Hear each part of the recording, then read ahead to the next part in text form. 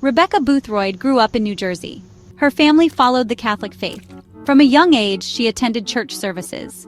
Yet, within her, a quiet questioning began to stir. She felt there was something more, something beyond the rituals. This feeling was a subtle whisper, an undefined sense of connection to an unseen world. Despite this innate spiritual curiosity, Rebecca found herself drifting. The structured nature of her religious upbringing felt confining. The doctrines and dogmas presented to her seemed distant. As she grew into her teenage years, this disconnect widened. She began to actively question and then to reject the faith of her childhood. It was not an angry rebellion, but a quiet turning away. She sought answers that felt more authentic to her own inner experiences and perceptions. This period of skepticism was significant. It shaped her understanding of faith as something that needed to be personal. Her journey away from formal religion was a search for personal truth. She was looking for a spiritual understanding that made sense to her. This internal seeking, this gentle dissatisfaction, was a crucial part of her story. At the tender age of 18, Rebecca Boothroyd stood on a significant threshold. She was about to become a mother. The anticipation of bringing a new life into the world filled her days. There was excitement, of course, the universal joy of impending parenthood. But beneath the surface, there were also the natural anxieties. She prepared as best she could, focusing on the arrival of her child. The day of labor arrived, bringing with it a mix of pain and expectation. Like many women, Rebecca sought relief from the intensity of childbirth. She made the decision to have an epidural. This common medical procedure is designed to numb the lower body. She trusted the medical professionals around her. There was no indication, no warning, of the terrifying turn her experience was about to take. The initial moments of the epidural procedure seemed to go as planned. Rebecca settled in, perhaps feeling a sense of relief that the pain would soon subside. She focused on the task ahead, bringing her baby safely into the world. However, this sense of normalcy was about to be shattered. The epidural, intended to bring comfort, would instead trigger a life-threatening crisis. The relief Rebecca anticipated from the epidural never fully materialized. Instead, a strange and alarming sensation began. It started subtly, a numbness in her back where the injection was administered. This was expected, a normal part of the process. But then, the numbness did not stop. It began to spread, slowly at first, then with increasing speed. It crept upwards, an unwelcome tide rising through her body. This was not the localized numbing she had been told to expect. This was something different, something deeply unsettling and profoundly wrong. The sensation of numbness continued its relentless ascent. It moved past her waist, up her torso, reaching towards her chest. Panic began to set in. Rebecca realized that this was an abnormal reaction. She tried to communicate her distress, but the situation was escalating rapidly. The feeling was invasive, a complete loss of sensation that was terrifying in its totality. Her body, moments before a vessel of impending life, was now becoming unresponsive. It was a chilling experience, feeling her own physical form slip away from her control, bit by bit. The journey into the white void was beginning, a direct consequence of this unforeseen and catastrophic reaction. As the numbness consumed her entirely, Rebecca experienced a terrifying sensation. She felt as if she were drowning. It was not a drowning in water, but a drowning in the loss of self. Her breath felt constricted, her ability to draw air into her lungs compromised. The rising tide of insensibility was suffocating. She was conscious, yet her body was failing her. The feeling of helplessness was absolute. She was adrift in a sea of physical shutdown, unable to fight, unable to call out effectively. Her life force seemed to be ebbing away with each passing moment. The world around her began to recede. Familiar sights and sounds in the delivery room grew dim. They were replaced by an encroaching whiteness. It was as if a veil was being drawn over her senses. The vibrant reality of the hospital room, the faces of the medical staff, the urgency of the situation, all started to fade. The whiteness was pervasive, expanding to fill her entire field of perception. It was not a frightening darkness, but an all-encompassing, luminous void. In this state, all physical sensations ceased. The pain of labor, the chilling numbness, even the feeling of her own body all vanished. She was no longer Rebecca, the young woman in labor.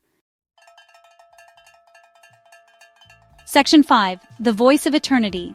An encounter beyond words. Immersed in the boundless white expanse, a profound shift occurred. The terror of drowning, the confusion of her body failing, all dissolved. In their place, an extraordinary peace descended upon Rebecca. It was a peace unlike anything she had ever known. It was absolute, unconditional, and deeply comforting. In this luminous void, she was no longer afraid. She felt safe, held, and understood. The whiteness was not empty. It was filled with an unspoken presence, a loving awareness that permeated everything. Within this serene state, she became aware of a voice. It was not a voice heard with physical ears. It was a communication that resonated deep within her consciousness. She knew, with an unshakable certainty, that this was the voice of God.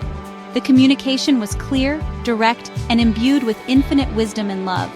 It was not a series of words in a human language. Rather, it was a transmission of understanding, a direct knowing that bypassed the limitations of ordinary speech. She felt an intimate connection to this divine source, a sense of coming home. Section 6. Awakening to belief, faith reborn from experience. Returning to consciousness was like emerging from a deep ocean. The white light receded. The sounds and sensations of the hospital room slowly filtered back. Rebecca was alive. Her child was safe, but she was profoundly changed. The woman who had awakened was not the same one who had succumbed to the epidural's adverse effects. The skepticism that had clouded her youth was gone. In its place was a radiant, unshakable faith. This was not a return to the dogma of her childhood. It was a new belief, born from direct, undeniable experience.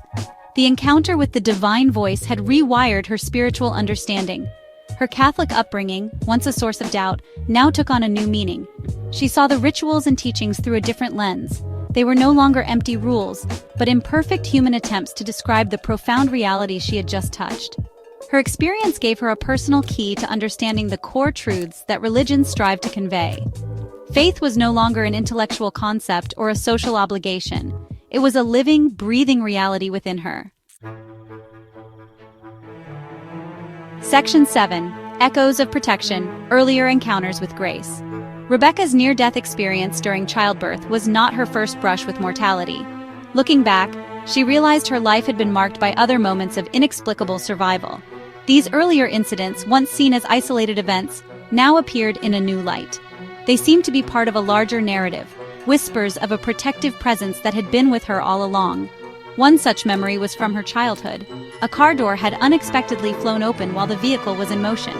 She had been perilously close to falling out, yet somehow, she remained safe. Another significant event occurred later, involving a car fire. She found herself trapped in a burning vehicle. The situation was dire, escape seemingly impossible. Yet against all odds, she managed to get out unharmed. These were not mere coincidences, she now believed. They were moments of divine intervention, instances where she had been shielded from harm.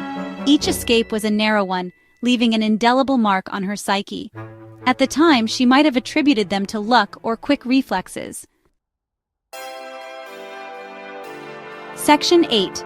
The Unveiling of Gifts, A Healer's Emergence. Following her transformative near-death experience, Rebecca noticed other changes within herself. It wasn't just her faith that had been reawakened. She began to sense new abilities, subtle at first, then growing stronger. She felt an intuitive connection to the well-being of others. She discovered she had a capacity to facilitate healing. These were not skills she had learned or sought. They seemed to emerge naturally, as if unlocked by her profound encounter with the divine.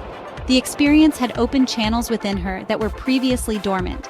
The divine encounter had not only assured her of God's love, but also seemed to impart a mission.